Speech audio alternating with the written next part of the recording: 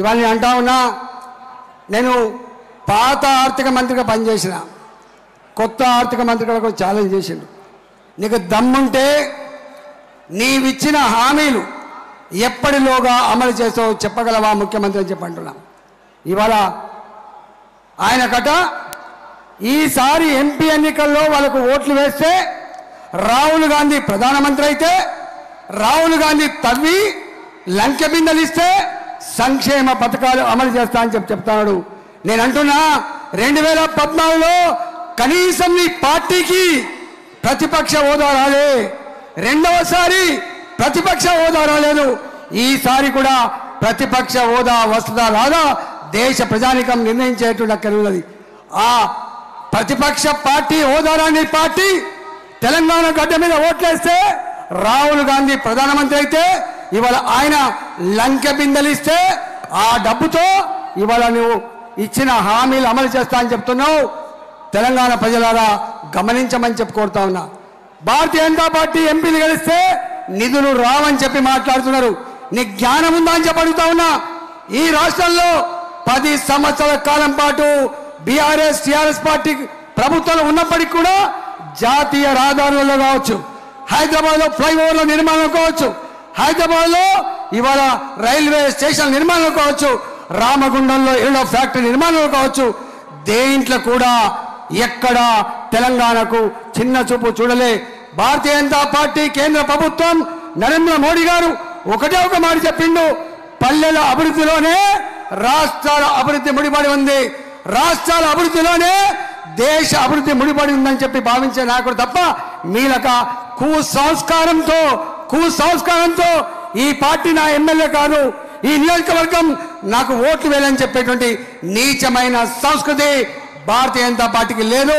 ఇవాళ తెలంగాణలో రేపు అభివృద్ధి జరగాలంటే, రేపు నిధులు రావాలంటే భారతీయ జనతా పార్టీ ఎంపీలు గెలిస్తేనే నిధులు ఎక్కువ వచ్చేటువంటి ఆస్కారం ఉంది తప్ప ఇలా కాంగ్రెస్ పార్టీకి ఓటేస్తానో బీఆర్ఎస్ పార్టీకి ఓటేస్తానో రేపు జీరో వాల్యూ మోరీలు వేసినట్టే తప్ప ఉపయోగం లేదని చెప్పి మనం చేస్తా ఉన్నా. నేను 70-75 రోజులుగా ప్రజాక్షేత్రంలో తిరుగుతా ఉన్నా. ఎక్కడ పోయినా ఒకటే మాట, బిడ్డ మొన్నటి ఎన్నికలు ఏదో అయిపోయినాయి, ఈసారి మాత్రం మోడీ గారే మళ్ళీ ప్రధానమంత్రి కావాలి, దేశం సురక్షితంగా సుభిక్షంగా ప్రపంచ చిత్రపటం మీద దేశ ఔన్నత్యం గౌరవం పెరగాలంటే మోడీ గారే రావాలంటున్నారు. 370 ఆర్టికల్ రద్దు అయిపోయింది, రామ మందిరం నిర్మాణం అయిపోయింది. రాబోయే కాలంలో ఇవాళ పేదరిక నిర్మూలన ఎజెండాగా ఇవాళ ఈ రాష్ట్రంలో మనకు డబుల్ బెడ్రూమ్లు రాకుండా అన్యాయం చేసిండ్రు. రేపు మోడీ గారు మన మల్కాయి వచ్చినప్పుడు ఒకటే మాట చెప్పిండు, రాజేంద్రజీ తెలంగాణ సమాజ్ को తెలంగాణ हवाम को क्या चाहिए, ఎలక్షన్ में వాదా కరో హమ్ జరూర్ కరెంగే అని చెప్పే మాట ఇచ్చిండో.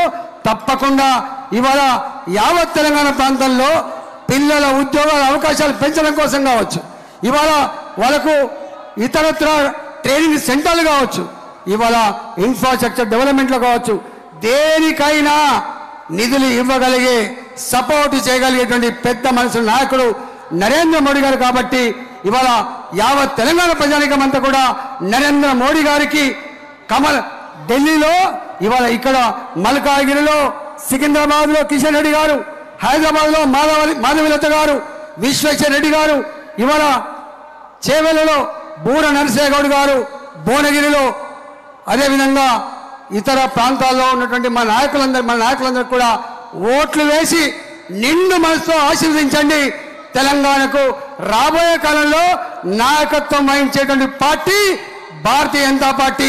మన మోడీ గారికి ఎందుకు ఓటేయాలో అడిగి తెలుసుకుందాం. Digital India, make in India, stand up India, startup India, smart city, Vishwakarma Yojana. అసలు కరోనా అప్పుడు ఆయన వ్యాక్సిన్ ఇవ్వకపోతే మనం బతికే వాళ్ళమా? 500 ఏండ్ల భారతీయుల కల నెరవేర్చిన నరేంద్ర మోదీకి 10 ఏళ్ల సంధి రోజుకి 20 గంటలు కష్టపడి పనిచేస్తురే. దేశమంతటా హైవేలు, వందే భారత్ రైళ్లు, పాఠశాలలు, ఆర్టికల్ 370 రద్దు, ట్రిపుల్ తలాక్ రద్దు, సర్జికల్ స్ట్రైక్ లాంటి కఠినమైన నిర్ణయాలు. మోడీ గారు ఇదంతా ఒక ట్రైలర్ మాత్రమే అంటున్నారు. ఇలా ఎన్నో అద్భుతమైన స్కీములు తీసుకొచ్చిన మన మోడీ గారిని ఎలా వదులుకోగలం? కమలం గుర్తుకే ఓటేద్దాం, బీజేపీని గెలిపిద్దాం.